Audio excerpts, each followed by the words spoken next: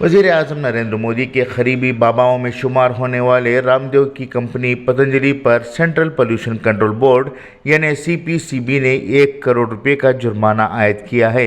ये जुर्माना प्लास्टिक से मुताल्लिक़ कानून की खिलाफ वर्जी के मामले में लगाया गया है और इसकी जद में कोक, पेप्सिको और बिस्लरी जैसी कंपनियां भी आई हैं।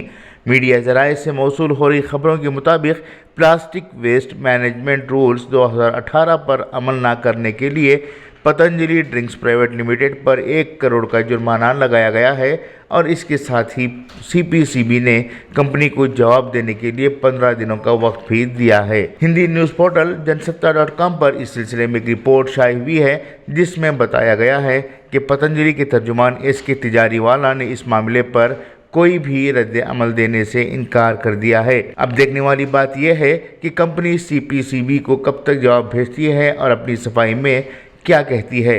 दूसरी तरफ कोक, पेप्सिको और बिस्लरी पर जुर्माना प्लास्टिक कचरे के डिस्पोजल और कलेक्शन की जानकारी सरकारी इदारों को न देने के मामले में लगाया गया है। टाइम्स ऑफ इंडिया की एक रिपोर्ट के मुताबिक जनवरी से सितंबर 2020 के दौरान बिस्लरी का प्लास्टिक का कचरा 21,500 टन रहा। वहीं पेप्सी की बात करें तो ये कचरा 11,194 टन प्लास्टिक का रहा। कोको कोला के पास 4,417 टन प्लास्टिक का कचरा निकला। इसी वजह से बिस्लरी पर 10.75 करोड़, पेप्सिको इंडिया पर 8.7 करोड़ और कोको कोला बेवरेजेस पर 50.66 करोड़ रुपए का जुर्माना लगाया गया है। ब्यूरो रिपोर्ट, इनकलाब न्यूज़, नई दिल्ली।